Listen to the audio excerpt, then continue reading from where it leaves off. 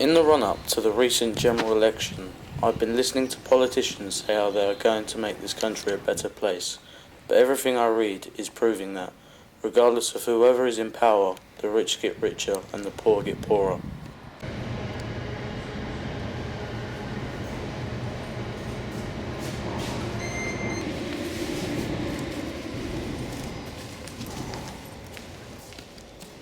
I've decided to come and have a look for myself and take a walk around London and see if it's true that London is a tale of two cities.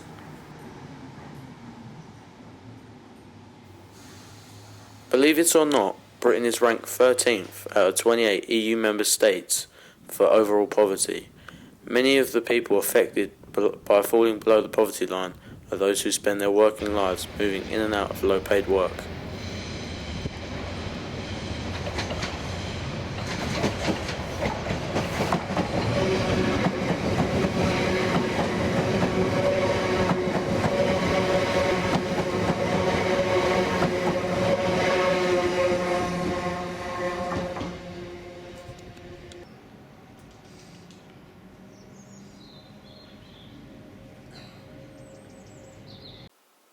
London has become the most unequal city in the Western world, with the gap between rich and poor the widest since slavery, according to a leading academic.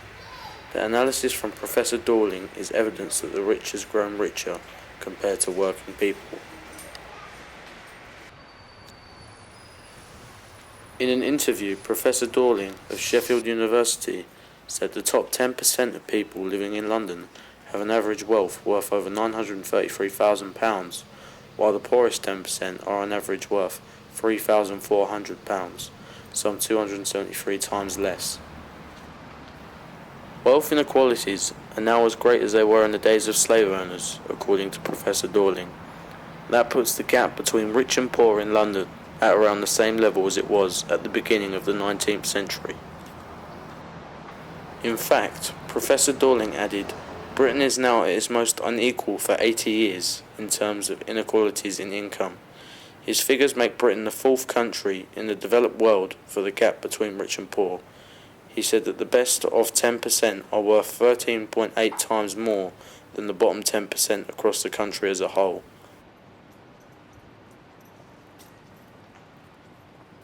London is the financial hub of the UK. Much of London's finance industry is located in the City of London. The foreign exchange market has a daily global turnover of about £2.5 trillion. Barclays Bank alone ranks in the list of the top 10 financial institutions of the world and has revenues of about £31 billion. London is host to over 500 banks, including 251 foreign banks, and most of the recent growth in the London financial districts can be directly attributed to international banks.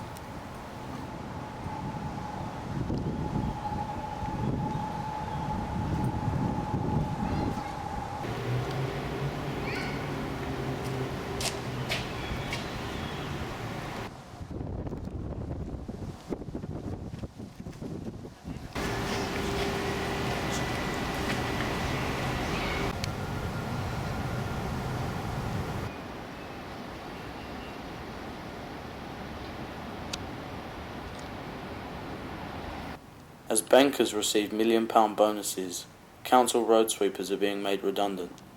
As politicians award themselves 11% pay rises, factory workers are being forced to accept 0 hours contracts. But remember, the country is attracting huge investments from foreign investors. Millions of pounds are being pumped into the economy by foreign business people who see London as being a safe investment for their cash.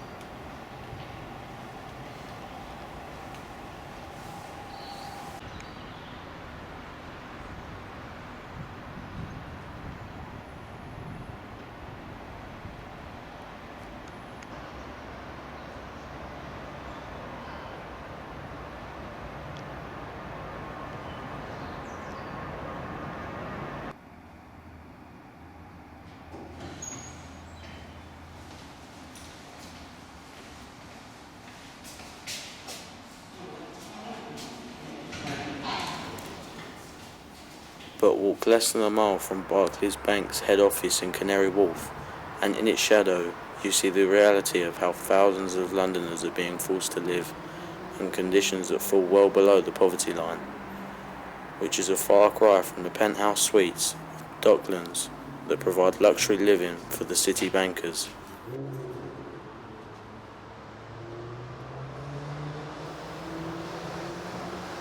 Martin Luther King once said, "Capitalism does not permit an even flow of economic resources. With this system, a small privileged few are rich beyond conscience, and almost all others are doomed to be poor at some level. That's the way the system works. And since we know that the system will not change the rules, we are going to have to change the system."